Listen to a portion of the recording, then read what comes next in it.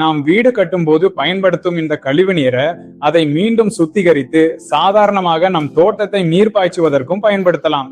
அதே போல நாம் பயன்படுத்தும் இந்த நீரை மீண்டும் ஃப்ளஷ் டேங்குகளுக்கு, அதாவது கழிப்பறை ஃப்ளஷ் டேங்குக்கு மட்டும் தனியாக ஒரு இணைப்பு கொடுத்து பயன்படுத்த முடியும். இப்படி பயன்படுத்துவதால் நமக்கு நீரை மீண்டும் பயன்படுத்துவது மிகவும் நல்லதாகவும் பயனுள்ளதாகவும் இருக்கும். ஏனெனில் இந்த நீரை கொண்டு நாம் செடிகளுக்கு நீர் ஊற்றுவதில் எந்த பிரச்சனையும் வராது.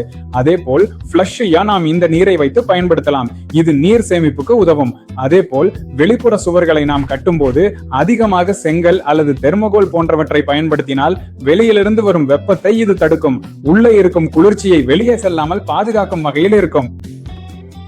சால்டெக்ஸ் வைத்துதான் நாம் இதன் வெளிப்புற சுவர்களை தனியாக செய்கிறோம். இவை எல்லாம் இதன் எனர்ஜி எஃபிஷியன்சிக்காக தான். ஏனென்றால் நாம் அந்த கட்டாக பயன்படுத்தும் போது நம்முடைய ஏர் கண்டிஷனரின் வேலை நன்றாக குறைந்து கிடைக்கும். அதே மாதிரி நாமும் லைட் கலர்களை இந்த சுவர்களுக்கும் எல்லாம் லைட் கலர்களாகவே பயன்படுத்துகிறோம். அப்போது அது வந்தால் ஒரு ப்ளீசன்ட் அட்மாஸ்பியர் கிடைக்கும். இந்த மாதிரி செய்யும் போது வேலை செய்யும் மக்களின் உன்னேசம் அதிகரிக்கும். அதனாலதான் கலர்களை அதிகமாக நாம் தவிர்க்கிறோம்.